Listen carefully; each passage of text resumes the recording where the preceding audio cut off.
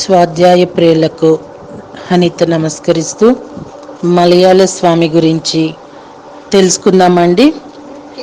ఈ తొలి దినాల్లోనే స్వామీజీ మలయాళ దేశం వాడని గుర్తించిన తైర్దికులు ఆయనను మలయాళ స్వామి అని పిలవనారంభించారు. ఏ శుభముహూర్తాన ఈ పేరెవరు మొదలు పెట్టారో కానీ స్వామీజీ మలయాళ స్వామి అనేది స్థిరనామమైంది. మలయాళ స్వామికి ధ్యాన స్థితిలో జ్యోతి దర్శనం, దశ విధనాద శ్రవణం, అద్భుత దృశ్యాల్ని ప్రత్యక్షీకరణం వంటి దశలను దాటారు. వారికి భగవత్కరుణ దండిగా అనుభవమైంది. ఒకసారి గోగర్భంలో నీళ్లు నిండుగా పారడం చేత మలయాళ స్వామి 3 దినాలు బయటికి పోక ఉపవాసమున్నారు. దేవాలయం షరాబు నైనేని సుబ్బారాయ శెట్టికి వెంకటేశ్వర స్వామి కల్లో ప్రత్యక్షమై ఆదేశిస్తే ఆయన ప్రసాదం తీసుకొని పెద్ద వెదురు గడ్డకు గట్టి ఆవలి ఒడ్డున మలయాళ స్వామికి అందించాడు. తిరుమల తిరుపతి మహంతు తమ్ముడు రామ లఖన్ దాస్కు భగవదాదేశమైతే ఆయన మలయాళ స్వామికి మహంతు మఠంలో భోజనం ఏర్పాట్లు చేశాడు. తీవ్ర ధ్యాన నిమగ్నులైన స్వామి ఒకనాడు ఆలస్యంగా ఆ మఠానికి పోతే వంటవాళ్ళు అప్రీతికరంగా ప్రవర్తించారు.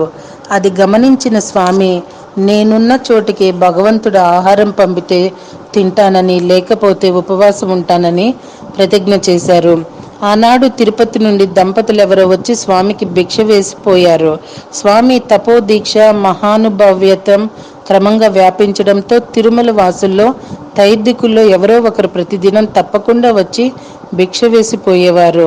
ఇట్లా 1 సంవత్సరం గడిచింది. స్వామి కీర్తి ఆంధ్రదేశమంతటా ప్రాకింది. వారి దర్శనానికి, ఆధ్యాత్మిక విషయాలు వినడానికి వచ్చే వారి సంఖ్య నానాటికి పెరిగింది.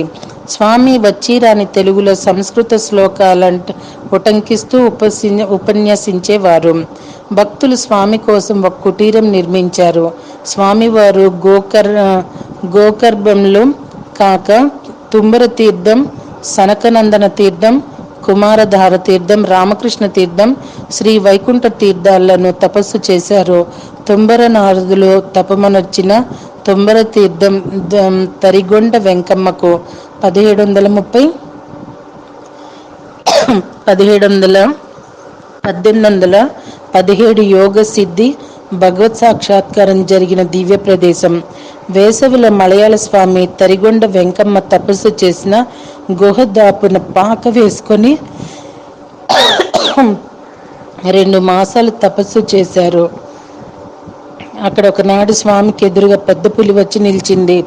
పులి రూపంలో ప్రత్యక్షమైన పరమాత్మను స్వామి ప్రార్థిస్తే ఆ పులి స్వామి వైపు కొంతసేపు నిలిచి చూచి వెళ్ళిపోయింది.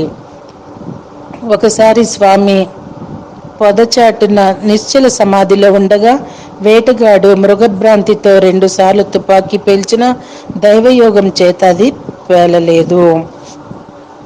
3వసారి ప్రయత్నం చేసేలోగా స్వామి లేచి నిల్చున్నాడు. వేటగాడు తన పొరపాటు గుర్తించి క్షమాపణ చెప్పి వెళ్ళిపోయాడు.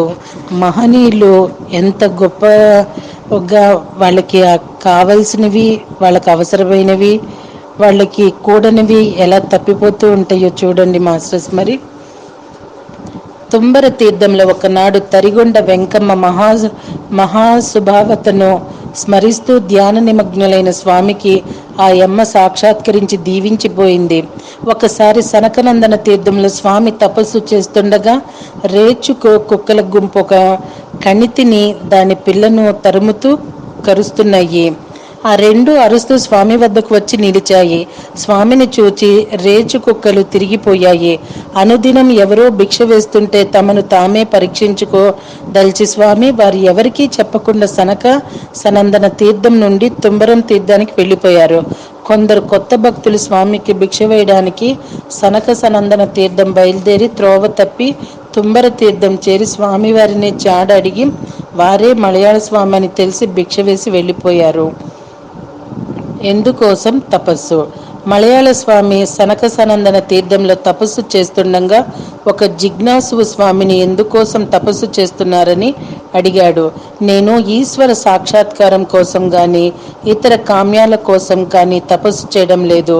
భగవంతుని నిరంతర దర్శనం కోసం, ఇతరులకు భగవత్ప్రాప్తికి అడ్డుపడే ప్రతిబంధాలు తొలగటం కోసం, అందరూ సత్యజ్ఞానంద నిత్య పూర్ణమూర్తులని తెలపడం కోసం, మానవులకు లోకోద్ధార ప్రవృత్తి కలిగించడం కోసం నాకు పునర్జన్మలు ప్రసాదించాలని భగవంతుని ప్రార్థిస్తూ తపస్సు చేస్తున్నానని స్వామి సమాధానం చెప్పారు. చూడండి మాస్టర్స్, వారి మనసు హృదయము ఎంత పూర్ణమైనవి, ప్రేమపూరితమైనవి. మనము ప్రణమిల్లక తప్పదేమో. రోగ విధానం. స్వామికి తిరుమల వీధుల్లో బిచ్చమెత్తే పిల్లలు కనబడితే దేవాలయాధికారులను సంప్రదించి వారి కోసం 1000 కాళ్ల మండపంలో పాఠశాల పెట్టి భోజనం కోసం భగవత్ప్రసాదం ఏర్పాటు చేశారు. గోకర్ణ క్షేత్రంలో తామే నిరుపేద బాలురకు సంస్కృతం బోధించేవారు. స్వామి గోగర్భకు చేరిన 2 ఏళ్లకు నారాయణవరం నివాస రంగస్థల నటుడు నాయకుడు వెంకటస్వామికి గొంతు రోగం వచ్చి తన వృత్తి మానుకున్నాడు. స్వామి మంత్ర విభూతితో ఆయన కంఠం ఎప్పట్లాగా అయ్యింది. వెంకటస్వామి స్వామి ఆశీస్సులతో నాటక సంఘం స్థాపించి ఊరూరా తిరుగుతూ భక్తి వేదాంత కీర్తనలు పాడుతూ స్వామి ఆశయాలు ప్రచారం చేస్తూ కోటంబేడులో స్థిరపడ్డారు. ఆ గ్రామంలో కలరా వ్యాధి వ్యాపిస్తే స్వామి అక్కడికి పోయి తమ తపశక్తితో తగ్గించారు. 6 మాసాల తర్వాత ఆ గ్రామంలో పిల్లి సరుకు అనే పశువుల వ్యాధి కూడా స్వామి అరికట్టారు. ఆ గ్రామ ప్రజలు 1916లో స్వామికి ఒక ఆశ్రమం నిర్మించి 3 ఎకరాల మాన్యం సమర్పించారు. వెంకటస్వామిని అక్కడి గుడి పూజారిగా స్వామి నియమించారు. వెంకటస్వామి కొద్ది కాలంలోనే నిర్వికల్ప సమాధి స్థితి పొందే ఎత్తుకెదిగారు. స్వామి ఆయనకు సన్యాస దీక్ష ఇచ్చి పరమేశ్వరానందగిరి అనే దీక్షానామం ప్రసాదించారు. పరదేశయ్య అనే మరో భక్తుడు అన్నపూర్ణ స్వామిగా దీక్షితుడైనాడు. స్వామి గోకర్ణ క్షేత్రంలో ఉంటున్నప్పుడే కొందరు స్వార్థపరులు సమాజానికి చేస్తున్న అన్యాయాన్ని గుర్తించి వారి వాదనలను ఖండిస్తూ స్వామి శుష్క వేదాంత తమో భాస్కరం అనే గొప్ప వేదాంత గ్రంథం రచించారు 1917లో. ఆత్మ సాక్షాత్కారం. ఈ విధంగా ధర్మ ప్రబోధం, గ్రంథ రచన, శిష్య సంశయ నివారణం, తపోధ్యాన నిష్టలో 9 ఏళ్లు గడిచిన మలయాళ స్వామికి ఆత్మ సాక్షాత్కారం జరగలేదు. ఆయనకు నిర్వేదం కలిగి ఆత్మ సాక్షాత్కారం జరగకపోతే ఆత్మహత్య చేసుకుంటానని ప్రతినబూని నిద్రాహారాలు మాని ధ్యాన నిమగ్నైనారు. ఒకనాటి అర్ధరాత్రి పూర్ణ దైవ భావంతో 12 ఏండ్ల తపస్సు చేసే ఆత్మ సాక్షాత్కారం కలిగింది అనే అంతర్వాణి వినిపించింది.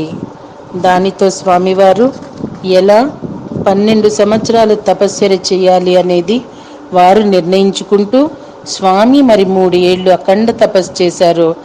నిశేష శోకశాంతి నిరతిశయన నది ప్రాప్తి కలిగింది. స్వామికి అప్పుడు కలిగిన అనుభవం వర్ణనాతీతం. అప్పటికి స్వామి వయసు 40 ఏళ్ళు. స్వామి ప్రముఖ శిష్యుడు పరమేశ్వరానందగిరి స్వామి చిత్తూరు సమీపాన శివగిరి ఆశ్రమం, అన్నపూర్ణ స్వామి బందరు సమీపాన ఉల్లంగిపాళ్యంలో అన్నపూర్ణ స్వామి మఠం స్థాపించి స్వామి వారి ఆశీస్సులు ప్రచారం చేయసాగారు. మరి మిగతాది రేపు తెలుసుకుందాం masters. Thank you very much.